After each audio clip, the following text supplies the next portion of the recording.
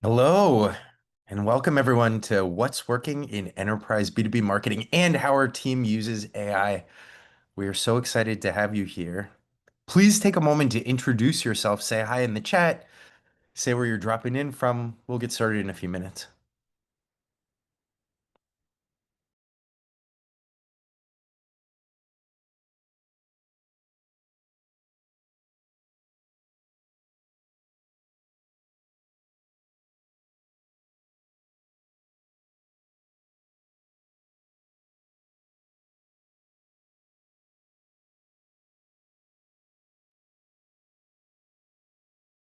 Orlando, Tel Aviv. I see it's all our friends from warm weather destinations.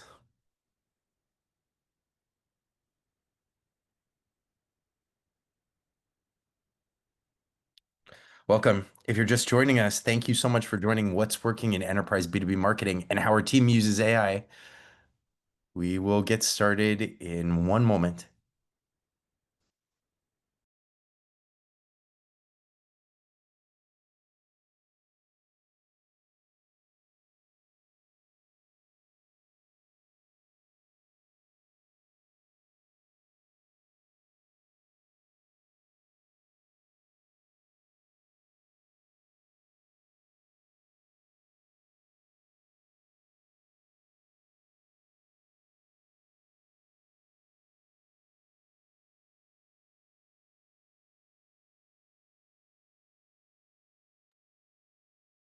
This is truly a global crowd. Good morning, good afternoon, and good evening to everyone. Okay, let's get started. Thank you so much for joining us for What's Working in Enterprise B2B Marketing and how our team uses AI. I'd like to dive right in. I'll start by saying if you're an enterprise B2B marketer, in November 2025, there is a 100% chance that at some point over the past year, you have experienced this dark night of the soul where you question whether anything at all is working in marketing. What we hear often from our clients is, well, I won't say the word, but let's say headwinds with marketing in 2025 around content saturation, just the proliferation of AI slop that makes it harder to stand out, inbox fatigue, increased cost of acquisition, requiring a new sales opportunity. Marketers do not despair. We are going to talk through what's actually cutting through the noise. And to give us some inspiration, I'd love to turn it over to you. So let's take a quick poll. I'd like to do a pulse check on what marketing channel or tactic you are planning to double down on in 2026.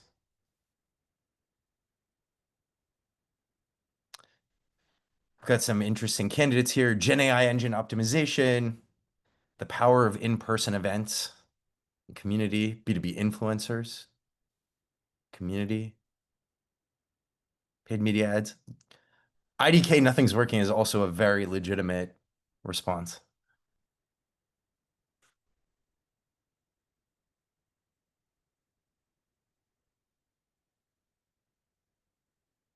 Okay, let's take 10 more seconds and then we will show the poll results. Okay, let's bring it up.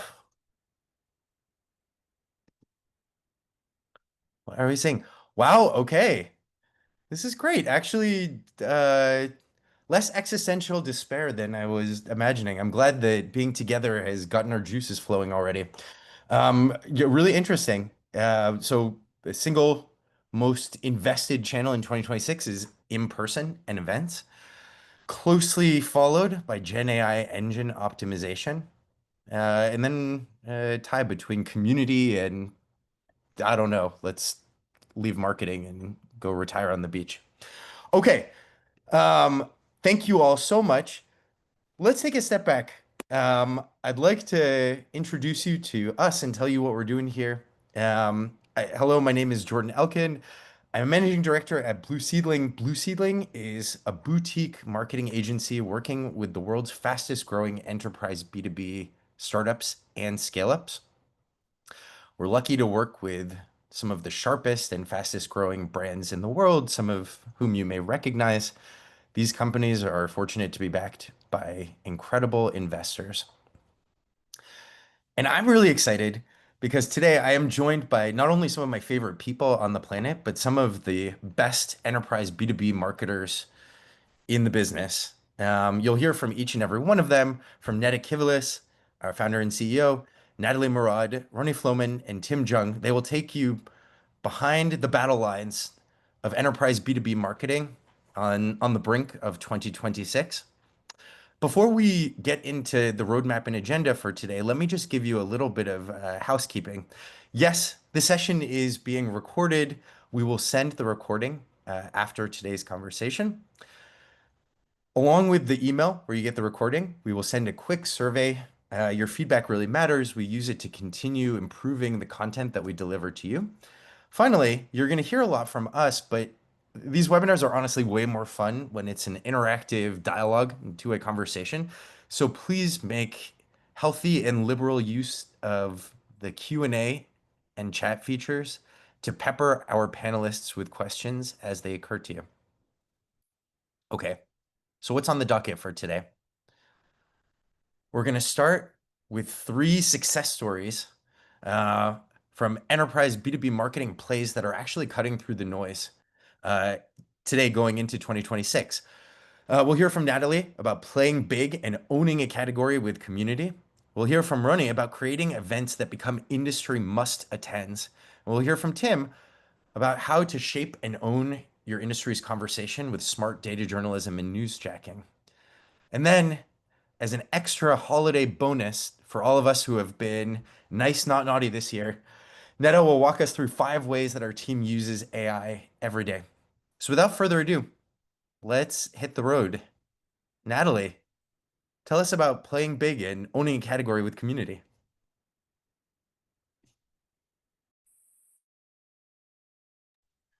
Hi, everyone. Great to be here, and thank you, Jordan. So I'm going to talk a little bit about how we worked with Cynomi, one of our clients, to play big and own a category, specifically in the vCISO space. So a little bit about Cynomi. Cynomi is a cybersecurity and compliance management platform for MSPs. MSPs are service providers that provide cybersecurity services to small and medium businesses. Now, as you can see here, Cynomi calls itself a vCISO platform. The VP marketing of Cynomi, Rotem, went to several conferences and noticed something interesting. She noticed that the term vCISO, which means virtual CISO, was being used, but no one really understood what it meant. It was a buzzword, it wasn't a market. Now, for Cynomi, a vCISO platform to succeed, we needed to create the vCISO category. And so we started thinking, well, how do you do that, right? And so we looked at what's going on in the market today. We looked at our target audience, which is MSPs. Like I said, they're service providers, very technical in the service providing offerings that they provide. And we wanted them to become more virtual CISOs, which are not only is not only a term in how they define themselves, but in the services that they provide. It's a new category that just didn't exist. And so, in order for this category to exist, and when we started to think about what we wanted to work on in order to even start creating something like this, we started looking around and we noticed that what was missing were a few things. The first was a definition. No one had any idea what the term virtual CISO meant. They were using it, but they didn't know what it meant. No community. There was not a kind of a big space where VCISOs could get together. No education. So how do you go from being an MSP to even becoming a virtual CISO? No playbook and no prestige, or any sort of, credibility or anything for people that were in the space already, because again, there was no common definition. So the first thing that we did, that Cynomi did, was to look at the market and to kind of validate this assumption that they had that there was a need to even create a category. A lot of companies who are creating categories now are not really validating whether there's a need in a market. They want to create a category to serve their product, but they're not really testing it in real life. And so Cynomi created this ebook, which is the first ever ebook to really kind of talk about a virtual vCISO and define it. And very quickly, they saw that this was the best performing ebook till today that they had. And it really validated the assumption that there was an appetite in the market for a new category. So then we came in And we worked closely with Cynomi to capitalize on this. Now, a lot of people, when they create categories, they really focus on press and they focus on thought leadership in the space and they focus on content, which is all amazing. But we wanted to take it a step further. So we looked at three different areas: community, education, and elevating thought leaders in this space. So the first thing that we did was to create a community. It's really important to have people who define themselves, in the terms that you're using, so that you can then obviously, market to them, engage them, sell to them, etc. So we created the first ever VCSO directory. It was great that Cynomi was the first to do this. It gave us a first mover advantage. We were the first to bring all these providers together across the UK, the US, and Canada. Within a few months, we had over 650 listings, which of course are potential prospects. And these are people that were providing these types of services. And we reached out to them individually and have them added to the directory. This showed that there was momentum. Again, we're always trying to validate whether there's a need for a new category, because category creation takes a lot of time and resources. And this was another indicator. And of course, we did press around this. So obviously, press is important. And this was really the beginning of cementing those two terms together, which is Cynomi and vCISO. And as you can see here, this is some of the top press for our target audience. The second thing we did, once we kind of started with this community, is education. Again, we knew that MSPs wanted to expand into vCISO and they didn't know how. So we created the first ever training hub for MSPs. We have around 7 courses now, and we're releasing more all the time. And it was really geared to giving MSPs the skills and confidence to start defining themselves as vCISOs and offering those services. We have thousands of submissions every single month for new courses, for tools and templates, etc. And again, really heavy on the press to always be associating Cynomi with this new category, which is vCISO. And again, first mover advantage, we were the first to do this, which makes it easier to get press and to position ourselves as an authority in the space. The third thing we did, and again, all of this feeds into it. For the Academy, for example, we reached out to community members to help us create the content. We don't know. We don't have all the answers, and we're not going to pretend to have all the answers. And when you're creating a new category, you really want to work with, some of the people who are actually doing what you're talking about. And so we reached out to leaders in the space, and together we created a lot of the courses, repurposed it for social, etc.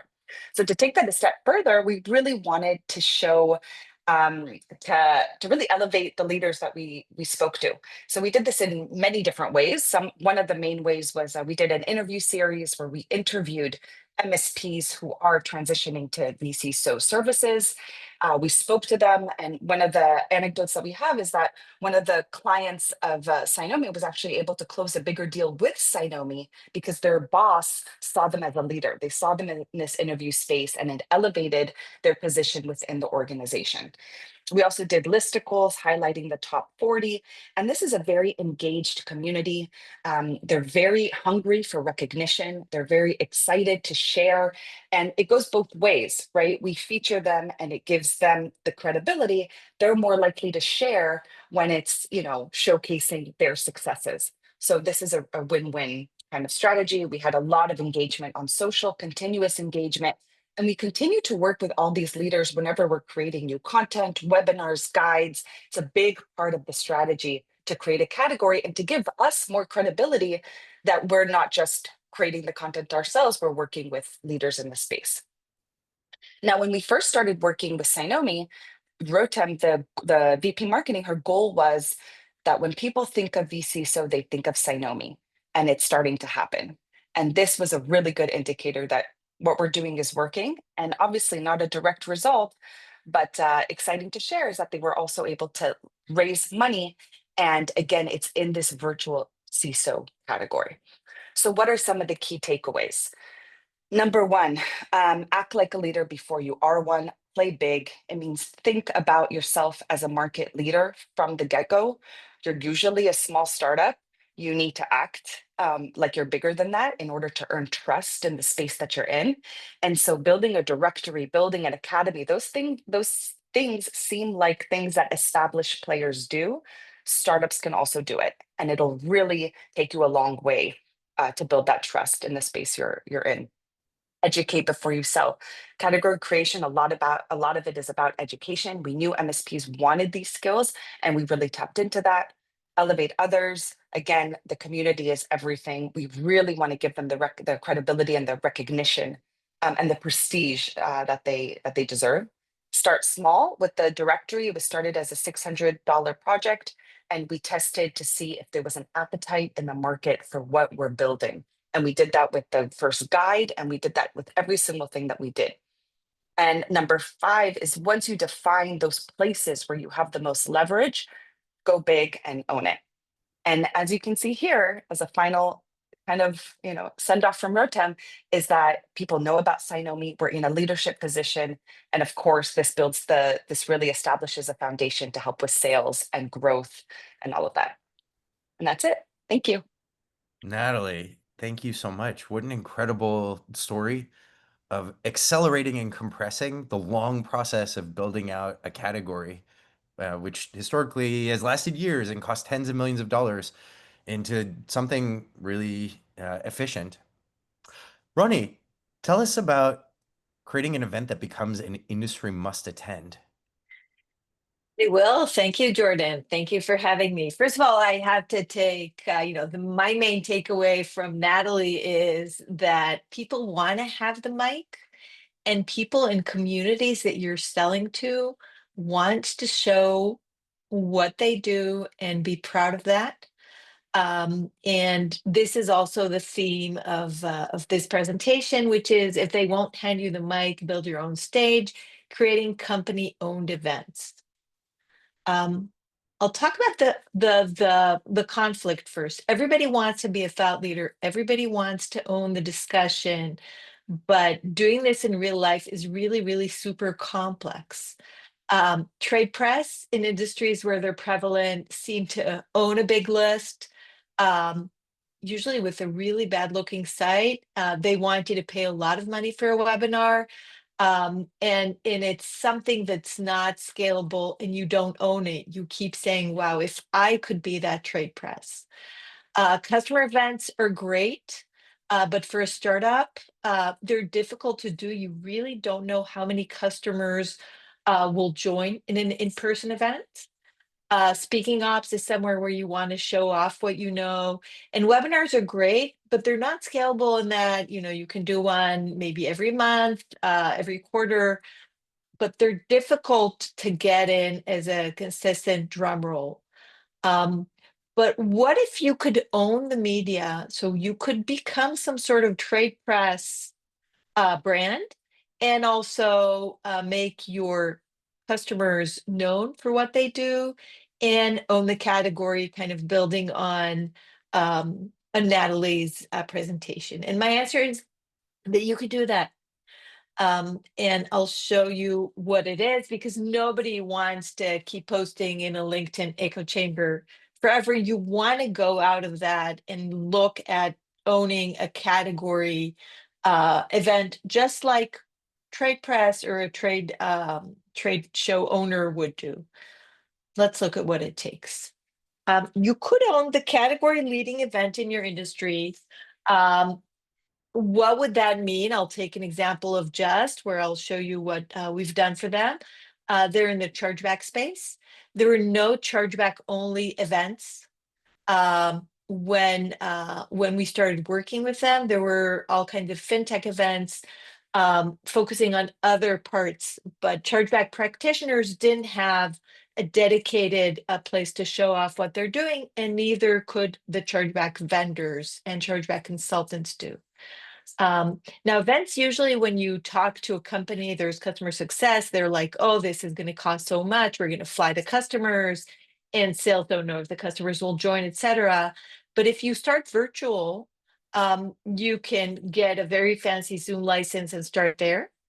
And since I've done two of these up to today, we've done Just, and I did one with my former employer. It kind of hit me that the number of registrants is about 10x of a webinar. So if you're in the 70-ish webinar attendee game, if you do an event, and we'll talk about what that means, you will get 10x the registrants. and I think the participation rate is bigger. It also gives you a lot of air to introduce education, to have customers deliver presentations and get the credit for themselves, because just like the VC, so any practitioner in a category wants to be recognized for their excellence. And another thing, which also is super interesting in our days of Gen AI optimization, the questions and the content generated from a large event can create a lot of Q&A and a lot of really interesting stuff that could easily both power your geo strategy and your social strategy. And as you go along, maybe not in the first event, you could really behave like a trade show and have your own call for papers. So this is what I think companies should consider. Take a look at the category, take a look at their customers, take a look at education. It really is risk-free in a way because it's virtual. And it can be a great beginning. Let's look at some examples that I admire. Um, this is PlatformCon. This is a huge event started by a startup that's called Humanitech. They did both a Slack community in the DevOps space and meetups, and then they evolved into a virtual event that actually happens on YouTube with a lot of presentations and a call for paper. And today you can see here they have live days as well. So it's evolved into like a physical event. Super, super interesting example where you tie community, just as Natalie said, an event, and then at some point fork off into a physical event that's super interesting. Of course, you can do the physical part very, very differently. Show you another example here from Tessel. They have an AI native dev type of publication that also has events and a podcast tied to it. If you're in the space, you may want to post materials to there, etc. And it kind of creates a lot of power around the company. Again, in this case, it's not just an event, it's owning an entire category and what I call trade press around it or writing around it. Another example is actually from a company that I used to compete with. It's a company called Cortex. They started with an in-person event in 2024 and then evolved into a larger in-person event. There are a lot of videos associated with it. This one has both all their customers are there, and they also seem to have a physical events and dinners associated with it. So they're like mini events that sales can use based on this content. Again, if a customer appeared in an event like this, they would also be likely to perhaps be willing to participate in a smaller event.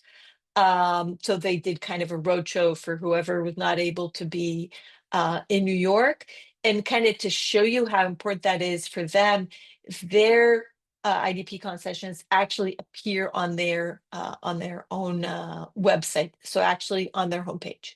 An important point in here is that both have used branding as the category and did not use the company name. And then this is our example, which we created for Jazz. It's called Chargeback X. It was a 2-day event that we did. You're welcome to check out the site, chargebackx.io. It had about 10 sessions with customers, with practitioners, with a huge surge in registrations in the last week or so of marketing the event, which was only organic, email and social.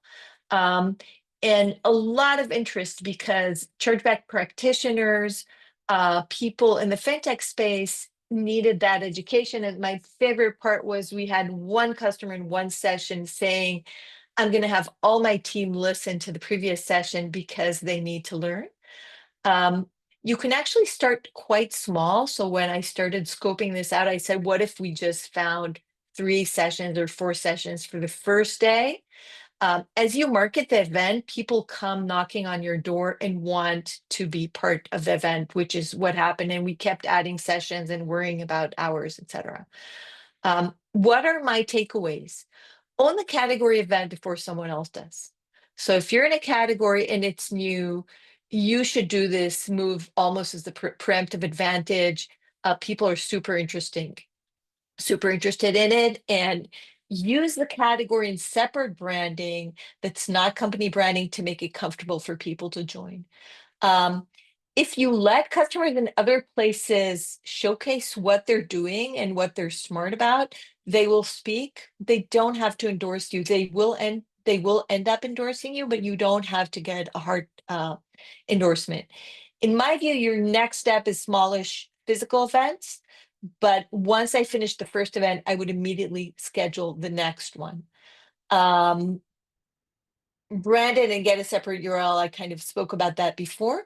And another point to us marketers is that in my experience in the events I did that worked like this, 7 weeks ahead of time should work. So this is something you can do within a quarter.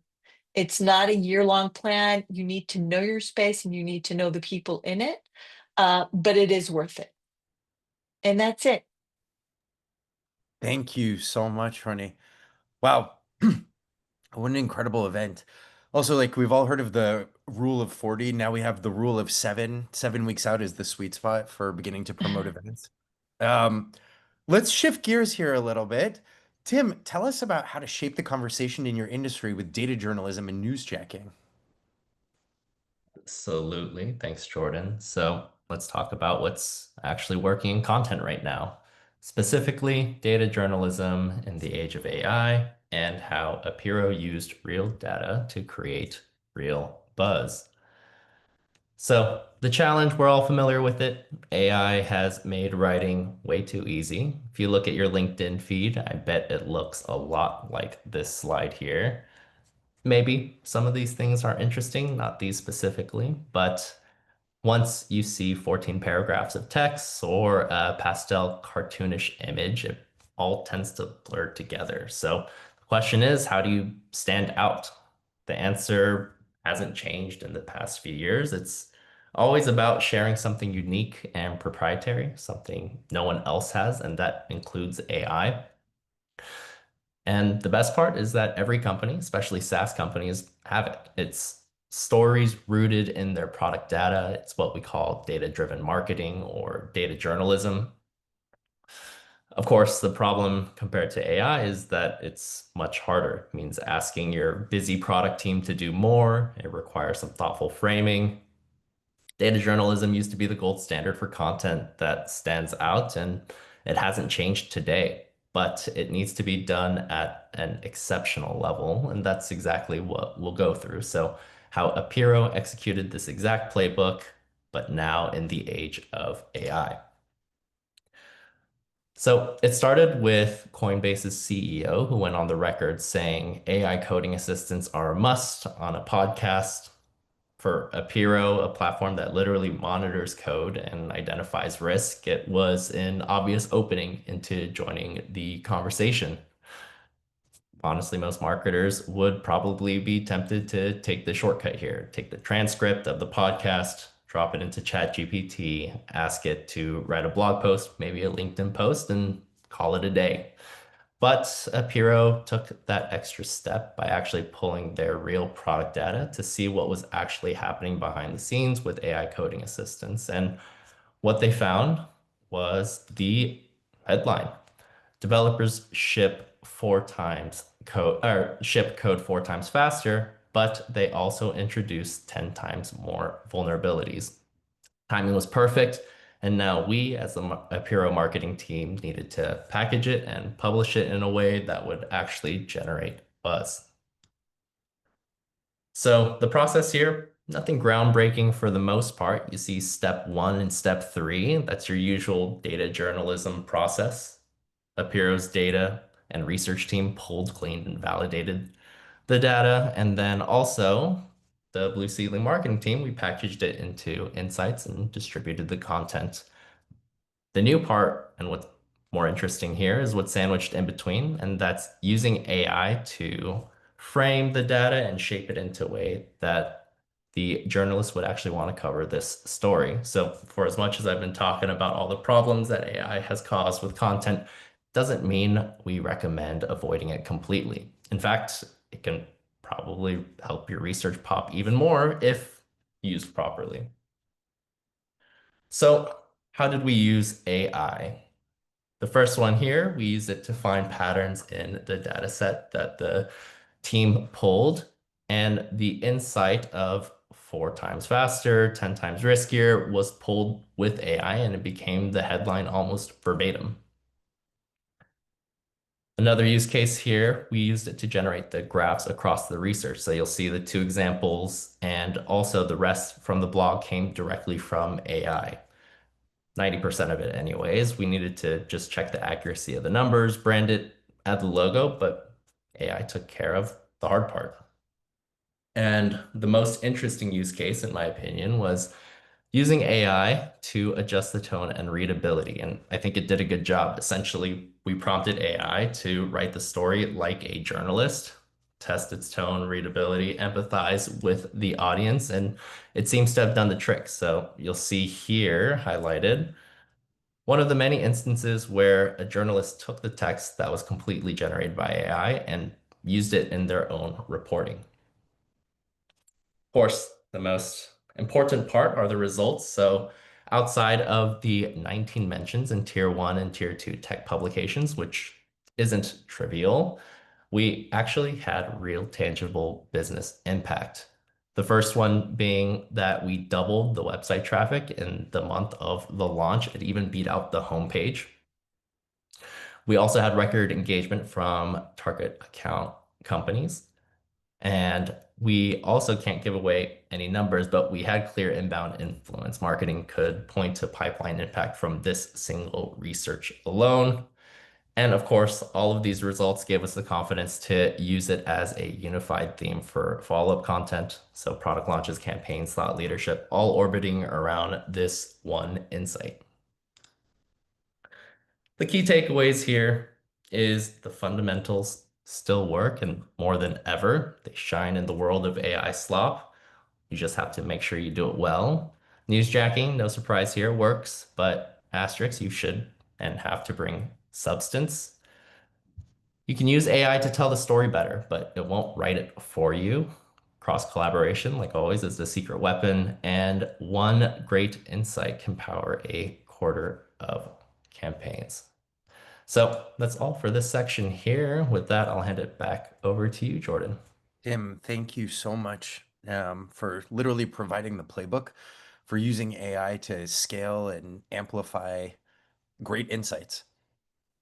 Speaking of AI, I'd love to actually hear from you, Netta. Can you tell us the good, the bad, and the ugly of how our team uses AI every day as a team of enterprise B2B marketers?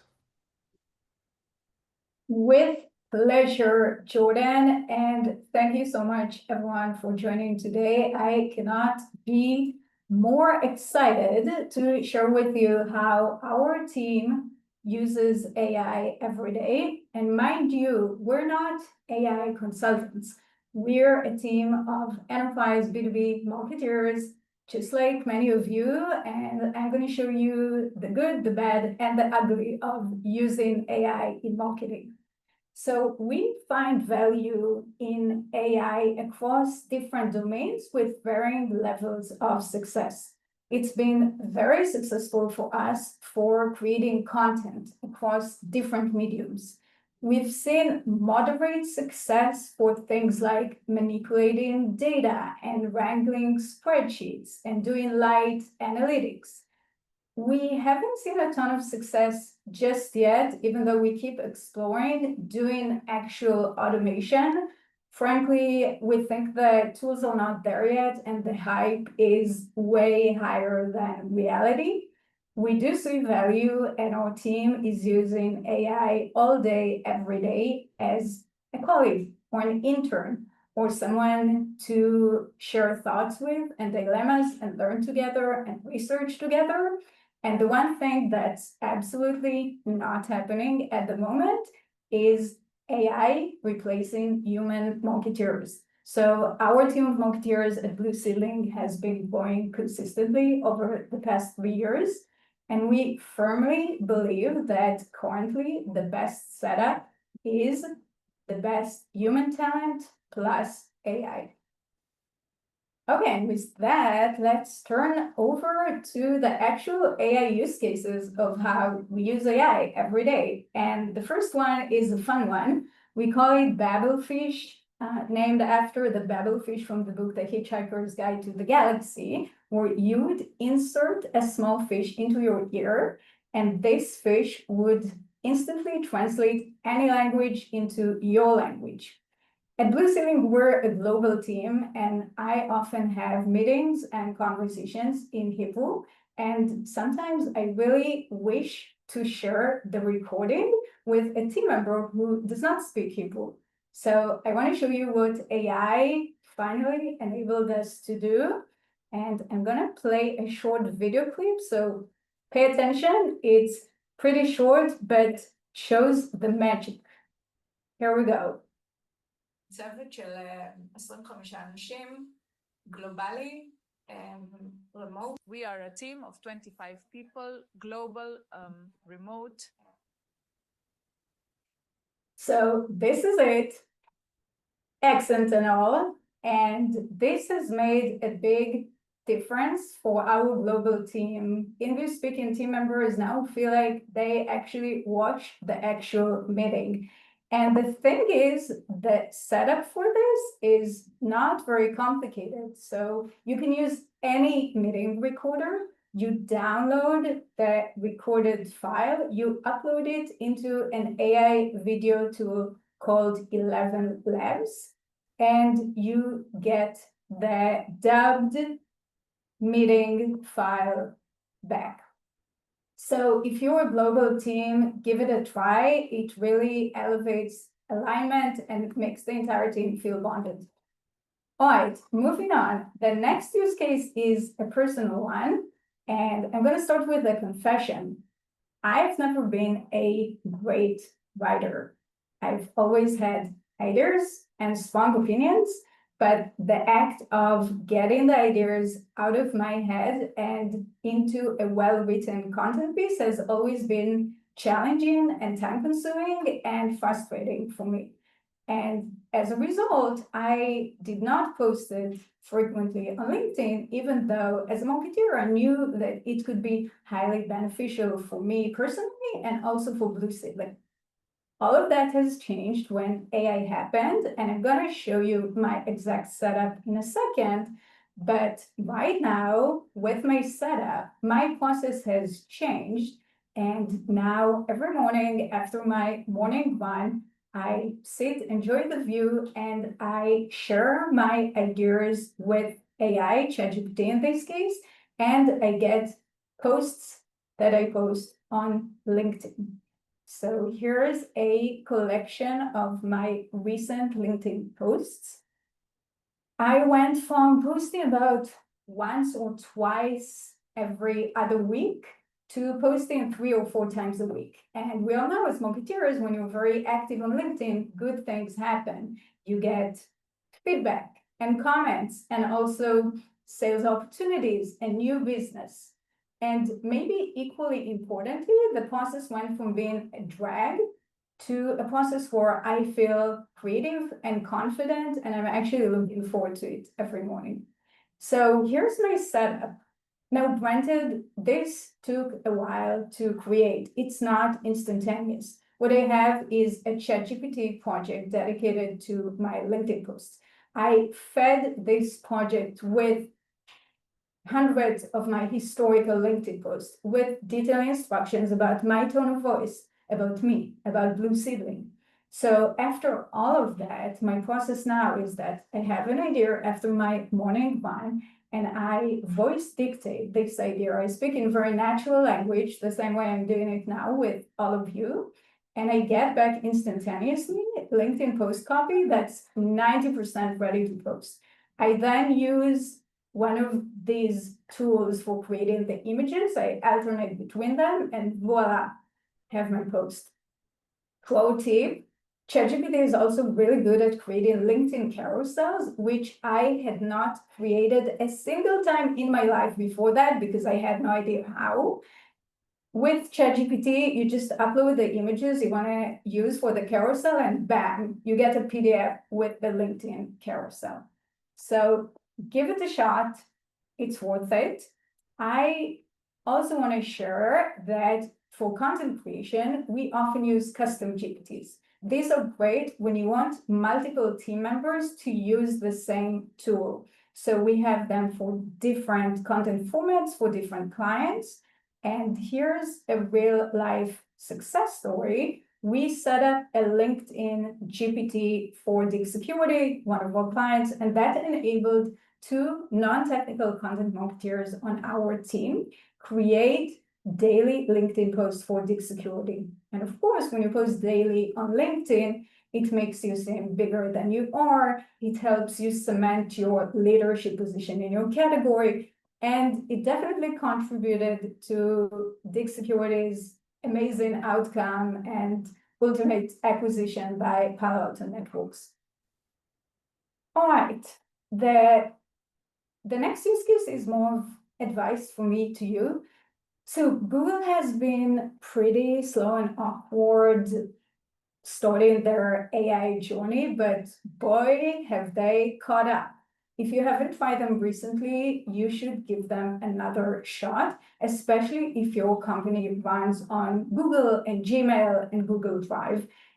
Gemini is now so well integrated into all Google products that it gives you AI superpowers within these tools. So for example, in Gmail, you can now search in free language using chat, which is incredibly convenient. In Google Sheets, you can say things like, create this chart for me, or what formula should I use? Google image creation tool, Nano Banana, is very powerful, especially for existing images. All right. Do you remember the days when creating a product explainer video used to involve waiting for months and paying thousands of dollars for a dedicated agency specializing in video creation? Well, these days are over because nowadays there's a plethora of video AI tools that let any marketer create professional looking explainer videos in a matter of hours, including avatars and subtitles and voiceover in multiple languages. So it's simply a matter of using these tools. We're actually going to publish a very detailed blog post soon with how to choose which tool and when. But just know that right now, any marketer can create these videos very quickly and easily without being a videographer or an animator. All right, so let's bring it home. What's actually working right now in AI according to Blue Seedling and what's just hype? Okay, listen, no agent is replacing you. Agent is peak bubble and it's not really happening. Please prove me wrong. Would love to be proven wrong. If you want to implement an AI workflow that's complex or that involves multiple people, it's definitely doable. Just know that it's not out of the box. It requires a significant investment of time and money and mental energy and knowledge. A good way to make AI successful for you is to find a use case in your actual day-to-day work and explore how AI can help make it better, as opposed to seeing something cool on LinkedIn and trying to finagle it into your workflow, or doing something just because your CEO or your board told you that it's cool and you should check it out. Oftentimes, AI doesn't actually make you faster or more productive. Like in our video dubbing case, the process is actually time-consuming and clunky, but it unlocks something that simply wasn't possible before, and hence, it's definitely worth it. And lastly, it's peak AI FOMO. And I'm sure that every day you go into LinkedIn and you're like, oh my God, my neighbor is vibe coding their kids' plated schedule again, and I'm still struggling with ChatGPT. Well, I'm here to tell you you're doing just fine. If you're curious and you're learning and you're experimenting, which all of you are because you're on this webinar, you're winning and you're already ahead of 90% of people. And lastly, a quick, shameless blue seedling plug. So we've been all in on AI since day one, creating content, helping tech companies reposition themselves in the age of AI. And most importantly, we're really passionate about helping marketers boost their AI fluency and confidence. So if this resonates, happy to tell you how our team can help your marketing team feel more confident and excited adopting AI, whether it's through a virtual workshop or maybe a real life hackathon. Happy to share more details. And with that, I'm gonna hand it back to Jordan. Wow. I feel like I should speak in Hebrew now and have it live dubbed. That was certainly the highlight for me. But thank you so much, Netta. And thank you, Natalie, Ronnie, and Tim, for so graciously and candidly sharing your hard-won wisdom from the front lines of enterprise B2B marketing on the brink of 2026. So, what should we take from today's conversation?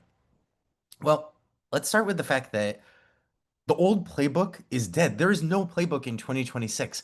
And think about every piece of received wisdom that you've heard from your investors, from what was true 5 years ago.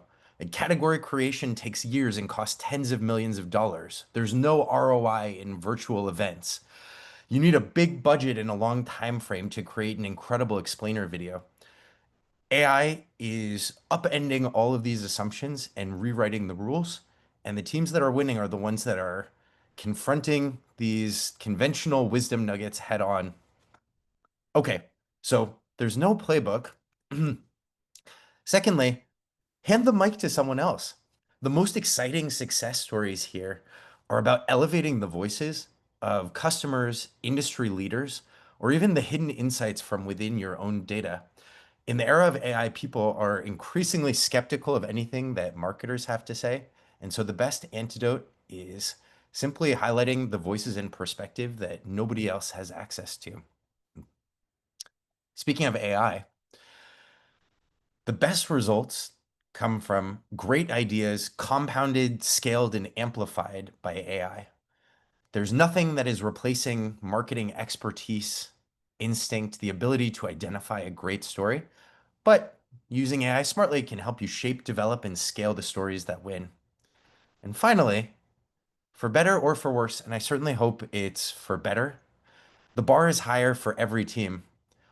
Look, this is the most exciting and also the scariest time to be an enterprise B2B marketer in the history of humanity. It's exciting because we have a challenge that we can all rise to stand out amidst a sea of sameness. The best teams, the ones that are really pushing the envelope, are taking smart bets and using AI to think about how to extend the impact of their very human teams. And that's my wish for every team on the webinar today. So, speaking of when marketing talks, no one listens, I'm going to recede into the background. I'd love to allow some time for Q&A from our audience. Okay, we can get started with some Q&A. We have a couple questions. I'm going to start with Tim.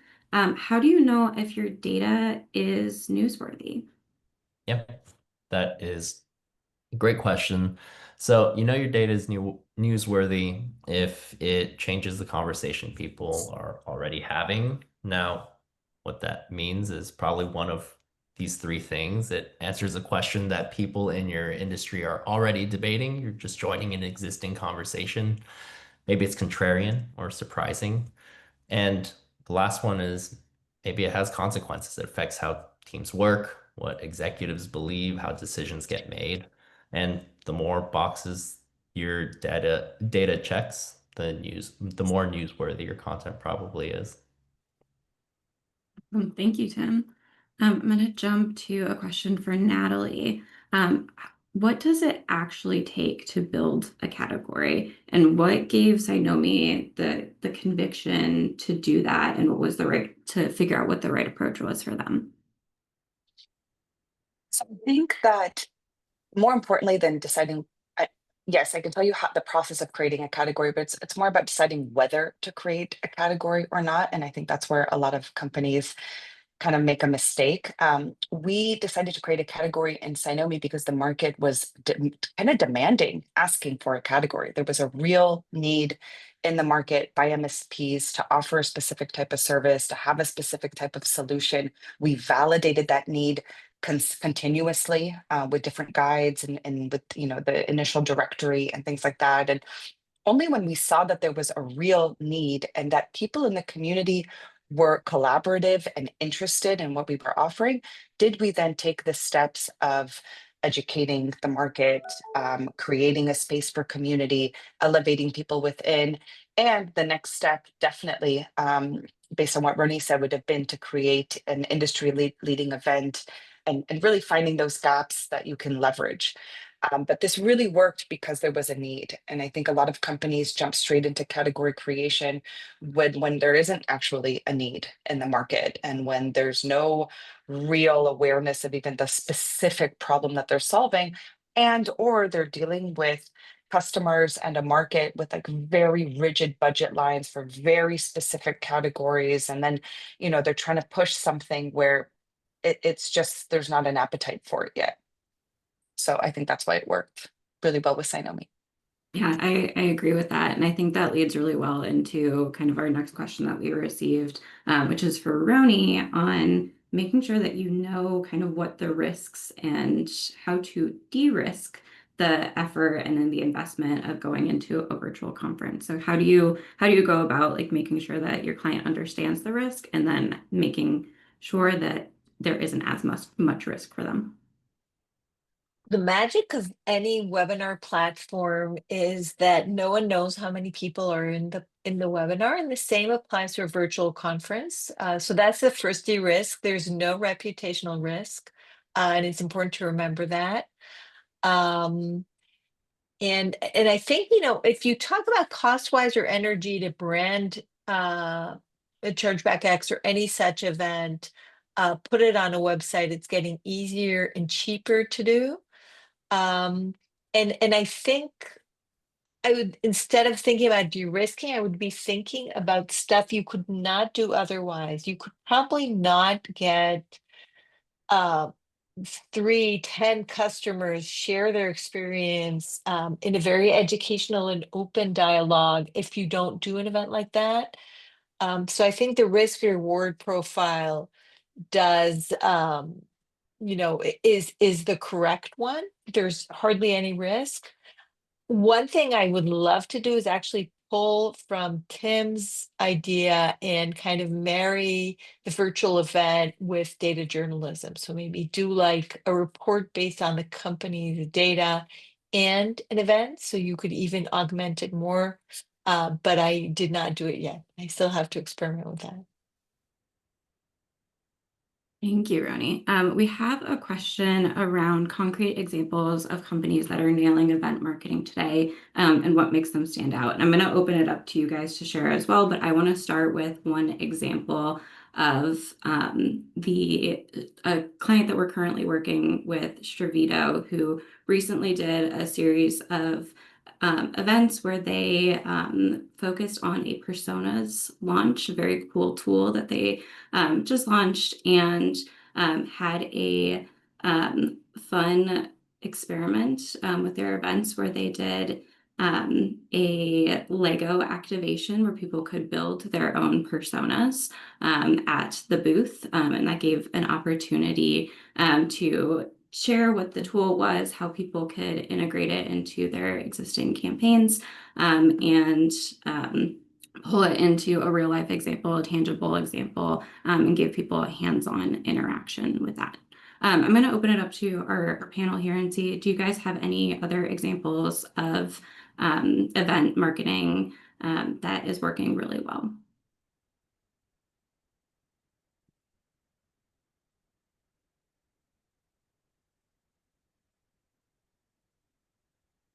Okay, I'll move us on to our next question then, which Tim, I'm going to call you out on this one. Does email marketing still work in 2026? Does email marketing still work in 2026? It's a big question. I would say it depends, right? Everyone has different ICPs.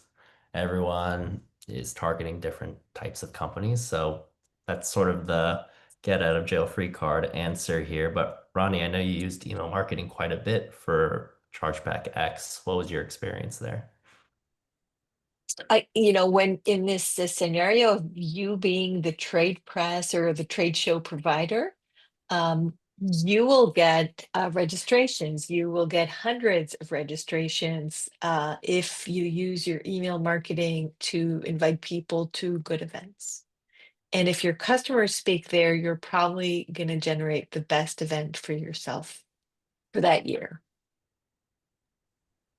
I would just add that Blue Ceiling generated hundreds of registrations to this webinar today using great content and email marketing and LinkedIn posts.